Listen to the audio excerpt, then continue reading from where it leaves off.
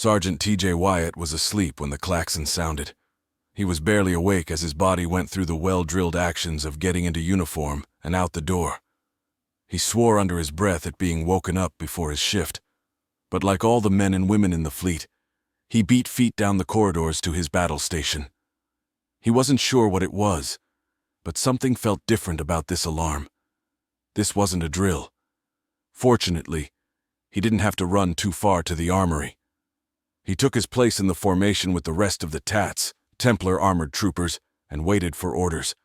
A low buzz ran through the formation when General Garcia entered the armory. "Attention, officer on deck," called out an unseen officer. An audible sound of boots moving on the floor and heels clicking echoed off the metal walls as several hundred crewmen came to attention. "Morning, troopers," the general's booming voice filled the air. "Morning, sir," rang out from the assembled troops. "I guess you are all wondering why I called you here this morning." The troops gave a small chuckle as the general paused before continuing. "I've got some good news and some bad news for y'all." He paused before continuing. "We've spotted a Wraith fleet." He just smiled while he waited for the cheers to subside. "They appear to be attacking a planet from orbit and on the ground." A voice from the back of the ranks called, "Then what's the bad news?" The general grinned at that. "We gotta wait for the Navy to clear the way before we can drop." A collective groan rose from the ranks. A noise came from the hatch as several crewmen came in with food and drink carts. "It's not breakfast in bed, but we don't have the time to hit the mess for chow. It's gonna be a long day, so get some chow and prepare to drop." The general turned to go before looking back. "I almost forgot. Admiral Tanaka's orders are to kick ass and take no prisoners." He returned the trooper's salute before leaving the armory. An officer called out, "Dismissed," and the armory became a flurry of activity. The sound of excited voices rang in the air. Sergeant Wyatt said to himself, "About fucking time." He'd been 12 YO when the Wraith destroyed the Sol system. His entire family died there, except him and his grandparents. They were terraformers, and he was spending 3 months with them while school was on break. He wanted to be a terraformer like them, so his parents and grandparents thought it was a good idea for him to see what it was like before picking that path. It was early in the terraforming process, so there wasn't much to draw the Wraith's attention. He stopped wanting to be a terraformer that day. He volunteered for the new military academy at 15. He graduated and trained on the first generation of power armor. He was 22 when the fleet left on its mission of revenge. It was always odd to realize he was 52 chronologically, but with 2 cycles of cryosleep, he was physically closer to 30. Sergeant Wyatt began inspecting his suit, making sure it was combat-ready. He assisted the armorer with loading the autocannons, checking each round as they did. It was his ass if a bad round jammed the gun or worse, exploded in the barrel. He did the same with the mini-missiles in the shoulder pods. He'd have to wait to check the forearm blade. He needed to be inside to extend the blades. After watching the crew fill up his oxygen and fuel tanks, he went to suit up. He held up his identity tags, aka dog tags, and touched them to his lips. They were made from a lightweight alloy with his name, Idaho number, and blood type. All the usual things except the small plastic bubble with a tiny dark object in it. It was a piece of material from the humans' destroyed homes. First-generation survivors had a piece of their former homeworlds. Anyone born after received a piece from a mix of all remains. In his case, Sergeant Wyatt had a piece of the Earth. Besides memories, it was all he had left as a reminder of the family lost at its destruction. He put on the jumpsuit with special sensors that allowed the pilot to operate the power armor like a second skin. As he stepped into the legs, a crew member double-checked his legs lined up correctly before adding the front piece and completely enclosing his legs.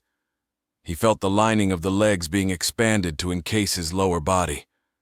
It provided both protection from rattling around in the armor and also connected sensors in his suit to the power armor. The same was done with the torso and then the arms. Last was the helmet lined with more sensors that allowed him to operate systems with a thought. Powering the armor up, the Kevlar and titanium polymer activated to bind the torso armor to the extremities in a tough but flexible seal. Sergeant Wyatt ran through the checklist of all the systems and movements, checked the targeting mechanism of the autocannon in his left arm, and a launch system check of the mini-missile pods in the shoulder. He extended the blade in his right arm to let a crewman check it. Once he got the thumbs up, he withdrew the blade and grabbed his plasma rifle. After double-checking his rifle, he stomped over to form up by his dropship. 150 Templar Mark III power armor troopers lined up in front of their dropships.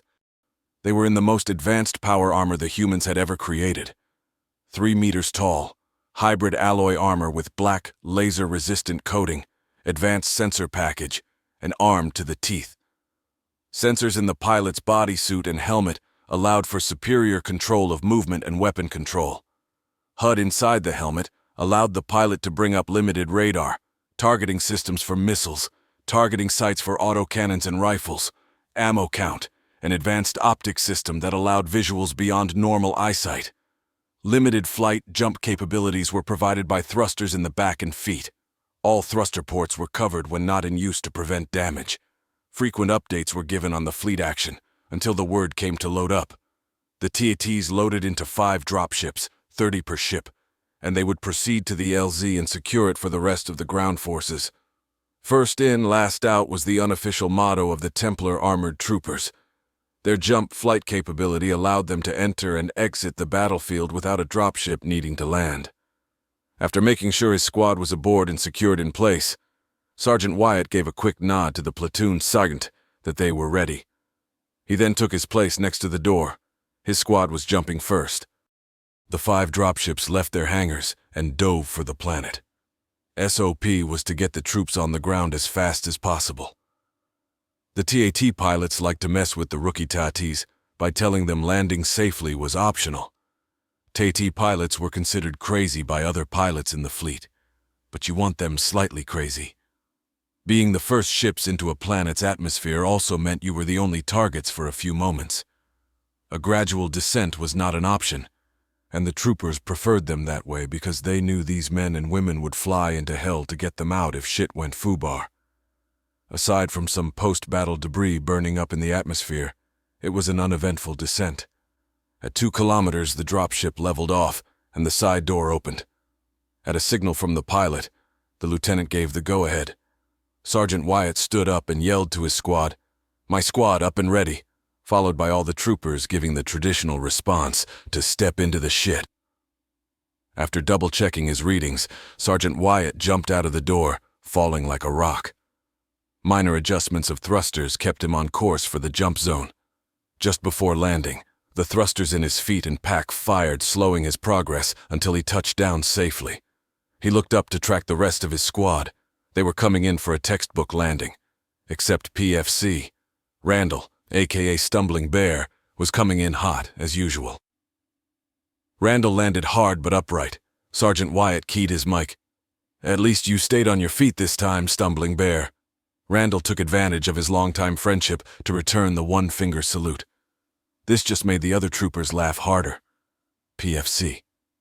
Randall was given the nickname by CPL Yazzie after Randall made an especially hard landing, right on top of a slope, and then proceeded to roll down the hill. They quickly hustled to their position in the LZ's perimeter. Breaking his squad into 2 6-man fire teams, he sent CPL Yazzie with his team up a nearby hill, while his team dug in on the flats. Sergeant Wyatt made sure to tie in with the squads on his flanks and waited. As more dropships landed with troops and equipment, one of the pilots brought word of a group of Wraith inbound to the LZ. TATs were replaced by arriving units along the perimeter. The power armor was hidden 1 kilometer away in a small forest of what would be the Wraith's right flank. Available artillery was in place, along with other heavy weapons. The Wraith came into the TAT's view 5 minutes later. It was another 2 mins before the perimeter troops saw them. The Wraiths moved in what could only be described as a loose formation, more like a mob than a military unit. What happened next was a massacre. The Wraith were caught flat-footed as the perimeter troops opened fire. Artie began dropping in the middle of the pack and sent body parts flying. Moments later, the TAT came bounding into their right flank. Small, controlled bursts of their thrusters let them take much longer strides and arrive faster than normal running.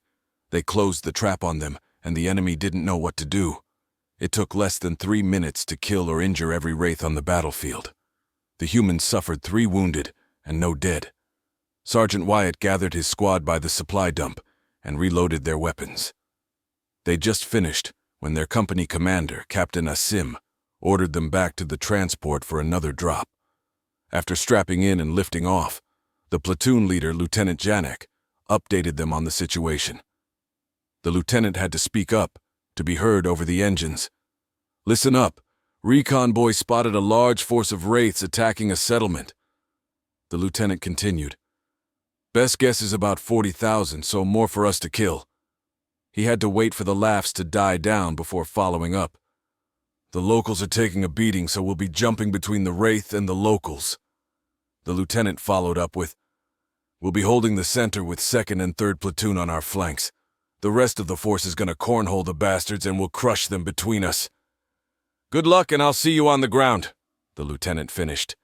It felt like forever, but was only a matter of minutes before Sergeant Wyatt and his team exited the dropship and were landing under fire. Sergeant Wyatt thought to himself, "These guys are just as jumbled as the first group, like they don't understand tactics." His squad landed safely and immediately returned fire into the enemy mob. Sergeant Wyatt turned towards a local and pointed to himself, then his weapon, and then the enemy. He then pointed at the alien and then to the settlement. Once he saw the alien understood him and started to retreat, he turned back to the fight. General Garcia's voice came over the comms. "Advance and no mercy." "Damn right, no mercy," Sergeant Wyatt muttered to himself before opening the tac net for his squad. "Payback's a bitch. Charge!" All down the line, the Tats surged forward into the milling mass of the enemy. Nothing was held back.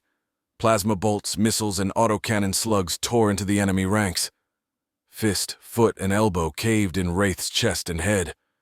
Power-assisted arms allowed them to rip the limbs off the Wraith, and even beat them with it, in one case. A message came over comms from the general. "We got them in the bag. They've got nowhere to run to." It didn't seem possible, but the humans fought with even more fury. Hundreds of little combats erupted along the line. The Tats' power armor allowed them to charge into the fray and go hand in hand with the Wraiths. Sergeant Wyatt swung his spent rifle into a Wraith's face and hit with a satisfying crunch. He deployed the blade in his right arm and continued to rampage amongst the enemy. It didn't all go the Tats' way. Here and there a trooper was pulled down and torn apart.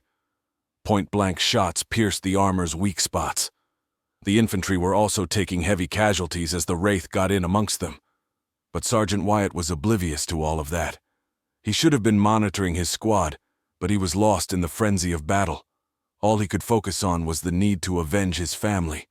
Knocking a Wraith over, pinning him to the ground with a foot, and firing a blast into its face from the autocannon, driving his blade into the skull of another, stomping on the head of another Wraith on the ground, crushing it like a melon. When the autocannon was empty and the blade was broken, his fists pummeled the body and head, and kicks from his legs broke enemy leg bones and caved in torsos and heads. Lost in the frenzy, it was several moments before Sergeant Wyatt realized the noise of combat was dropping off. Soon there were no more Wraith near him, living that is. As the flow of adrenaline began to ebb, he realized just how tired he was. He looked around at the carnage and just how far it extended. Human medics and soldiers moved across the battlefield, removing the human wounded or finishing off any of the Wraiths still alive. Sergeant Wyatt began to take stock of his squad's casualties. 3 of them were down and never getting up again. 2 seriously wounded and 4 with minor wounds. Every surviving armor would need to be repaired in one form or another. His own was dented, clawed, and broken in dozens of places. The cost was high, with 762 dead and 1,900 wounded, but the first victory on the ground was achieved. Tactics and equipment performance would be examined. Replacements would take over empty bunks, and damages would be repaired. The heroes would be decorated and the dead would have their names engraved on the walls of honor. Sergeant Wyatt led what was left of his squad off the dropship and over to the power armor bays. The ground crew got him out of his armor, and he finally got a good view of the damage it suffered. It looked like hell, but it kept him safe. His heart was heavy when he saw the empty bays and thought of comrades lost. But he knew this wouldn't be the last time that he'd have to look at bays left empty by combat.